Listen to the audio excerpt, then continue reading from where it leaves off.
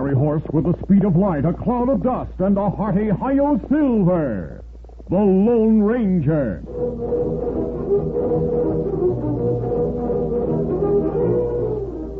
Before this exciting adventure, a word from our sponsor. General Mills, makers of Cheerios, the ready-to-eat oat cereal that gives you go power, and Wheaties, the breakfast of champions, present by special recording, The Lone Ranger.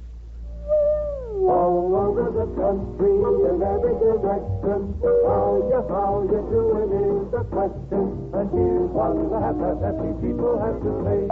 Wheaties are Wheaties, and we're doing okay. Hello, this is the Lone Ranger speaking. You know, Americans have the reputation of being always on the go.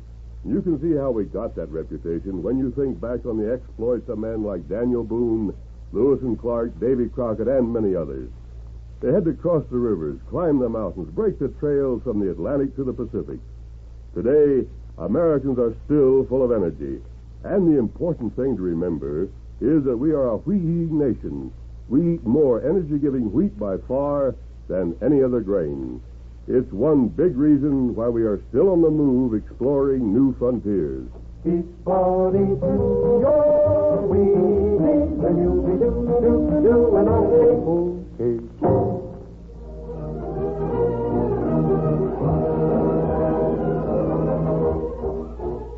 With his faithful Indian companion Tonto, the daring and resourceful masked rider of the plains led the fight for law and order in the early western United States. Nowhere in the pages of history can one find a greater champion of justice. Return with us now to those thrilling days of yesteryear. From out of the past come the thundering hoofbeats of the great horse Silver. The Lone Ranger rides again. Come on, Silver. Let's go, big fellow. I'll Silver. Away!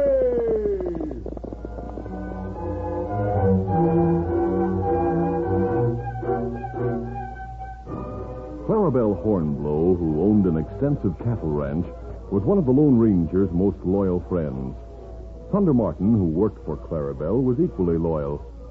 Activities on the ranch made it impossible for either Clarabelle or Thunder Martin to take part in the affairs of the nearest town. Despite this, the town's most important citizens were discussing Thunder Martin at a meeting in the home of Judge Joshua Knight. Now, Judge Knight, let's get this straight. Are you serious in suggesting that we appoint Thunder Martin to take your place as judge? Doctor, I have never in my life been more serious. I don't believe it, Judge Knight. Thunder Martin is the roughest, toughest hombre in this part of the country. Thunder Martin may be a good mule skinner. Now, one moment, Doctor. It isn't generally known that Thunder Martin studied law in the East before he came to this part of the country. Moreover, he is absolutely honest and fair. He cannot be influenced by bribes or threats. Well, I'm willing to give Thunder a chance on Judge Knight's say-so. Gentlemen, you have the authority not only to appoint a judge, but to toss one out.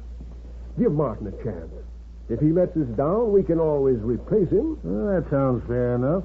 How do you feel, Doc? Well, I'm for it. And I. All right. Good. Then it's agreed. Tonto, the faithful Indian companion of the Lone Ranger, rode all night to deliver the surprising news to the Lone Ranger. It was morning when he reached the camp. Oh, Tonto, fella. Easy, fella. Kimasabi, we got plenty big news. Oh, what is it, Tonto? Last night, men from town call him Thunder Martin and ask him be judge. Well, how did Thunder take the news? Well, him plenty surprised. For long time, him not speak. He watch close and see tear in his eye. Oh, what did Clarabelle say? Her plenty surprised, too. And plenty surprised when Thunder say him study law in East. Not many people knew about that. Is Thunder going to take the job? Him take it. Kimasabi. Yes?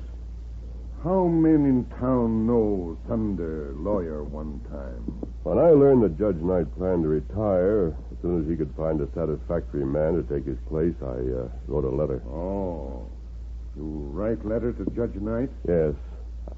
I wrote to Judge Knight and suggested that he investigate the early days of Thunder Martin and consider him for the new judge. I'd like to see Thunder back where he ought to be. Here's Silver. Oh, go visit Padre now? No, Tonto. In view of Thunder's appointment, we'll change our plans. I want to congratulate him. We'll ride to Clarabelle Hornblow's ranch. That evening found Thunder Martin still in town, accompanied by the retiring Judge Knight and the sheriff. The news of his acceptance of the post had spread through the town like wildfire and reached many of the surrounding ranches. On one of the ranches, Dan Reed sat in the living room with Clarabelle Hornblow. Miss Hornblow, on the way here I heard something about a man named Blinky Ryan. That no-account horse thief. I thought Ryan was a bad outlaw.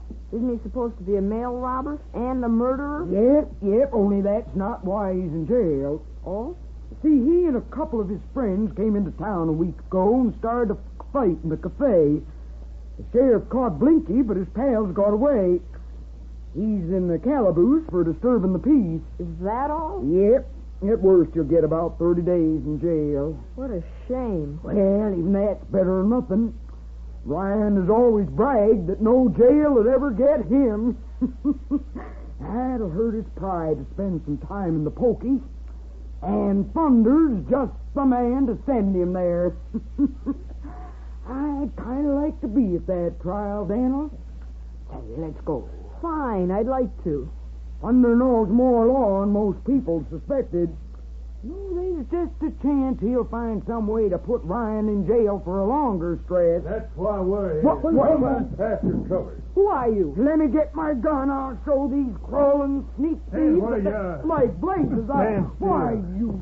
It goes for you, too, boy. Keep him covered, Connie. I'll rope him. Right. Carney. You're Carney? That's right. And if you know me, you know I'll shoot. Miss Hornblow, these men... Steady, Daniel. I know these two. They're killers. They're pals of Blinky Ryan. What's your woman, Connie? I'll toss a rope around the boy. Let me go. Now, what's the idea of coming in here like this? We aim to get Blinky out of jail, that's all. We don't want to hurt anyone unless it's necessary. Now hold your wrists together. Thunder will find out about this when he because does. of Thunder Martin, we're doing this. You see, he's to sit on Blinky Ryan's trial tomorrow morning. If he knows your life's in danger, he'll think twice before he puts Blinky in jail. Yeah, that'll hold you. You got the note, Connie? Yeah, right here. It's short and to the point. We didn't say anything in that note about the boy. I'll write something in, and we'll leave it on the table under the lamp where Thunder Martin will see it when he comes home. London Carney saddled Dan Reed's horse and one of Clarabelle's, then forced their prisoners to mount with hands tied in front. Not long after Clarabelle and Dan Reed had been taken away by Blinky Ryan's friends, Thunder Martin returned to the ranch. He was eager to tell his old friend Clarabelle and Dan Reed about his new position. Clarabelle! Hey, Clarabelle! Clarabelle! Dad, rather, can't you hear me? Doggone it now, where's that woman gone? Hey, Dan Reed, are you here? What's your paper? Thunder read the message from Blinky Ryan's pals and let out a bellow of rage. Why, the sneaking coyotes of all the low-down ornery. I think they can shove me around by capturing Clarabelle and Dan, huh? Thunder. Huh? What's the matter with you? I could hear you yelling as we came through the gate. You. Oh, great day. I'm glad to see you. And that goes for you, too, Tonto. What's wrong, Right. Thunder? There's plenty wrong, and it's all here in this note. I've been made judge, and I'm to try a crook named Blinky Ryan first thing in the morning. Well, so I heard. What about it? Well, I came here from town a few minutes ago and found this note propped up beneath a lamp. Blinky's pals have captured Clarabelle and Dan Reed. Dan Reed, let me see that note. I've never been madder in my life. Quiet, Thunder. Give me a chance to read the note. Oh, go on, low down, son. Wait, listen to this, Tonto. There's only one man in town can save Clarabelle Hornblow's life. His name is Blinky Ryan. He rides out of town a free man. Miss Hornblow rides in. If Blinky goes to jail, you can guess what will happen. What goes for Miss Hornblow goes also for the boy named Dan. If I send him to jail, Clarabelle and Dan will be killed by his pal. And I gotta send Ryan to jail. I just got it.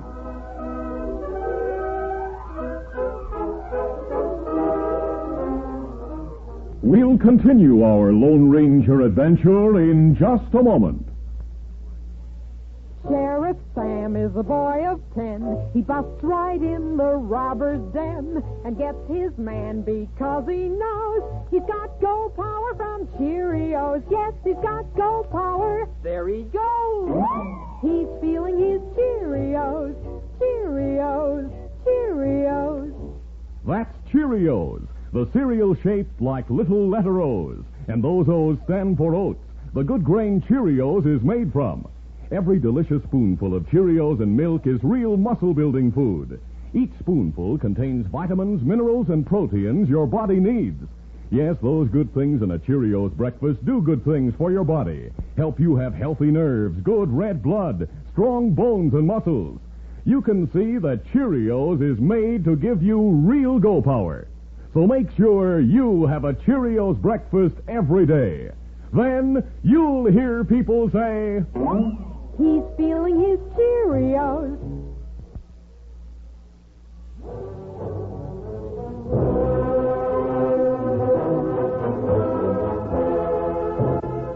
Now to continue. The Lone Ranger and Tonto arrived at Clarabelle Hornblow's ranch house just after Thunder Martin found a note advising that Clarabelle and Dan Reed had been abducted. What am I going to do? If I put Ryan in jail, those crooks will kill both Dan and Clarabelle. Well, maybe crooks leave tracks outside. Well, I'm going gunning for Hold them. it, Thunder. Leave that to Tonto and me. We'll try to locate those crooks. But what if Clarabelle and Dan are still gone when I open court in the morning? What'll I do? I can't turn a crook like Ryan free. The law's waited too long to get him. Do whatever you think best. But remember, Thunder, as a judge in court, you represent the government. Anything that hurts you personally should not influence your decisions. Come on, Tonto. We'll look for tracks. There was enough moonlight to make it possible for the Lone Ranger and Tonto to pick out and follow the familiar tracks of Dan's horse Victor, whose shoes had an identifying mark. But presently, the ground became hard and made the masked man's task more difficult. Meanwhile, Thunder Martin couldn't sit still in Clarabelle's house. He returned to town and told a number of friends what had happened. Then he reported to the sheriff, who at once began to organize a posse. Later, the newly chosen judge called on Judge Knight. Jim Gordon and the doctor were there. Thunder argued for some time. Now, see here, Judge Knight, I'm in a spot where I just can't rule on Ryan. There's no reason in the world why you can't hold court one more day. Now, one moment, Thunder. Let me tell you something. Well? By this time, everyone in town knows about the capture of Miss Hornblow and that young friend of yours, Dan Reed.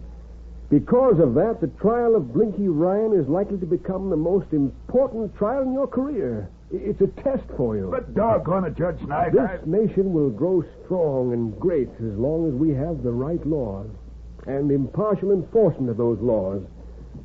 But on the day that men in public office let personal prejudice interfere with the conduct of their duty, well, that day will mark the beginning of an end to the kind of country that was founded by the framers of our Constitution. Judge? But, Dad, I can't let Clarabelle and Dan Reed die.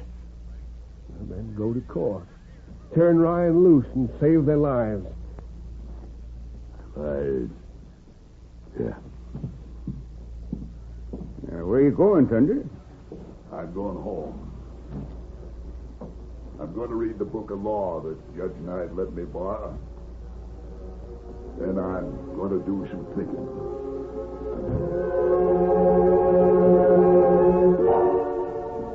The Lone Ranger and Tonto had followed the trail for several hours while the moon sank lower in the sky. And then the moon went down and the night was dark. No use, Tonto. I can hardly see my hand before my face. Oh, Silver. Oh, fella. Oh. I hope we might get back to town before court opens. What's the matter, Silver? Hold on, boy. Where are you going? You never acted like this. Oh, Kimasabi. Him act that way one time before. He did? You remember some year ago when we near Green Valley, Silver act same way and then go to Valley. Yes, that's right, Tonto. I remember. That was the time he ran away from us and returned to his first home. The time he found his son. And now Victor gone again. Maybe Silver know where and try to follow Victor. Tonto, that might be it. Silver, I'm going to give you your head. Go on, Silver. Find Victor. Right, big fellow. Take us to Victor. Without guidance, the great white stallion moved through the night, paused, uttered a shrill whinny, then cocked his ears and listened. When there was no response, he moved ahead. He seemed to forget the man in the saddle and traveled with unharnessed freedom as he had in his colthood days in the hills. As the first faint light of dawn broke over the eastern sky, the shrill whinnies of Dan's horse Victor roused Lund from his sleep. Hey, I hear hoofbeats. Another horse is heading this way. Get your gun out. If anyone stumbles on our hideout, we'll have to do some shooting. You're right. Miss Hornblow, we don't want to hurt you or the boy.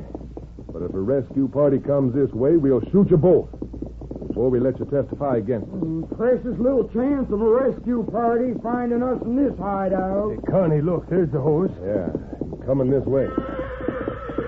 I don't see anyone in the saddle. Well, there isn't. Somehow that horse has lost its rider. It was a joyous reunion when Silver and Victor met. They whinnied and nuzzled each other for some time, while Lund and Carney watched with amusement. The Lone Ranger and Tonto, who had dismounted and left Scout in the concealment of trees, had ample time to creep close to the hideout. Meanwhile, Dan and Clarabelle tried to keep their new hope from showing in their eyes. Look at those horses. Sure seem to be old friends. I wonder what happened to the rider of the big one. I'll tell you. What? You're both covered. And look! He's mad. Come on, Tonto. You get him. That's it! Come on, get the Here it is. Right. You want some more? Get up and take it. Oh, my jaw. You say. No, let me be, will you? Oh, golly, thank goodness you found us. When I saw Silver without a rider, I We thought... heard Victor, Dan. We knew we were close to you. So we dismounted, left Scout concealed, and watched Silver come to this hideout. Then we followed. We've got to get to town. Thunder has a trial in a couple of hours. We'll start back as soon as we rope these crooks. Everyone in town knew about the capture of Clarabelle and Dan Reed.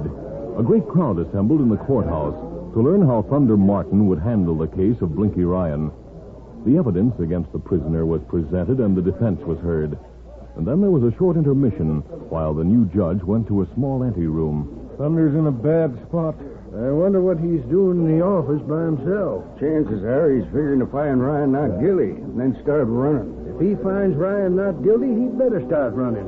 When Thunder returned to the courtroom, a beam of sunlight slanting through a window illuminated the flag beside the bench. Thunder Martin's face was pale and tense, and he seemed to have acquired a new dignity. Order! Order in the court. The prisoner will rise and face the court.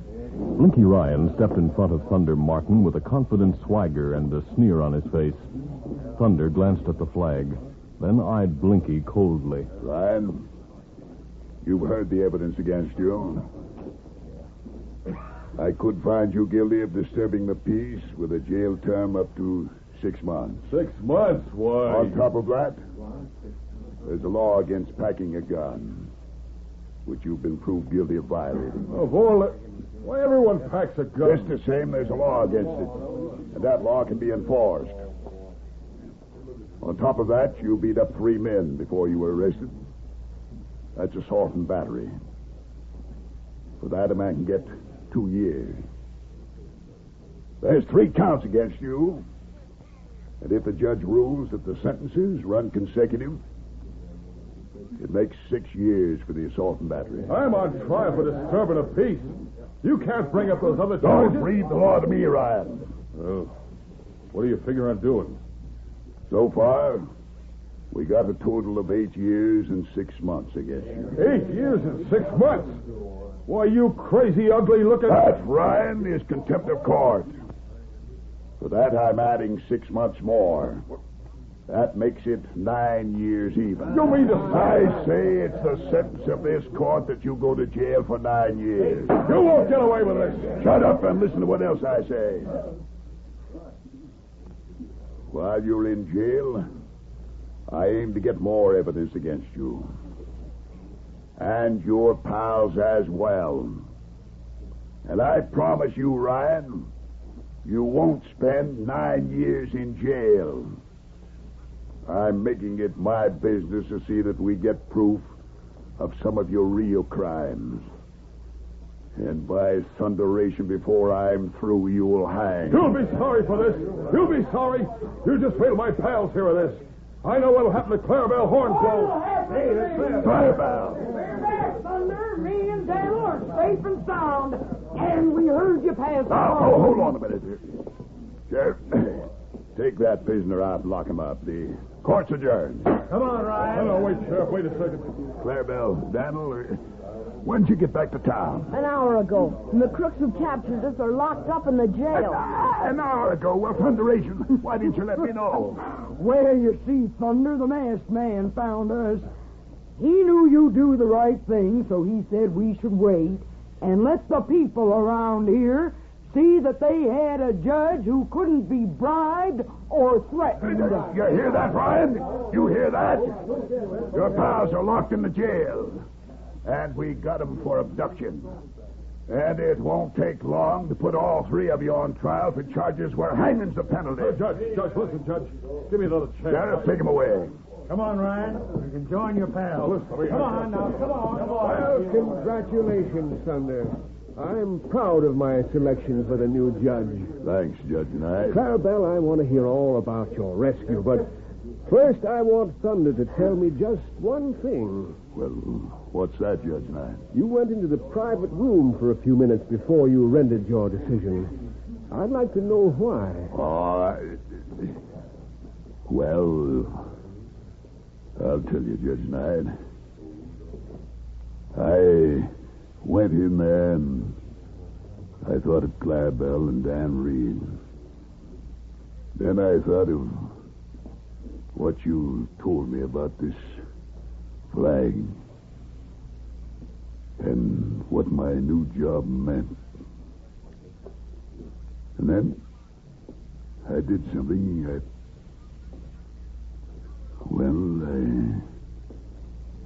sort of tried to pray. And I asked the good Lord to help me make the right decision. And I asked him to help the Lone Ranger.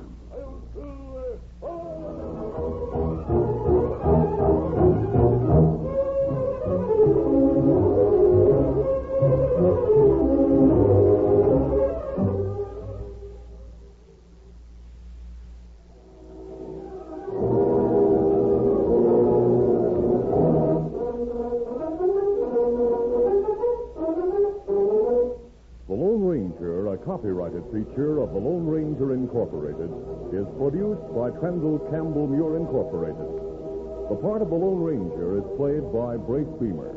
Your announcer, Fred Foy.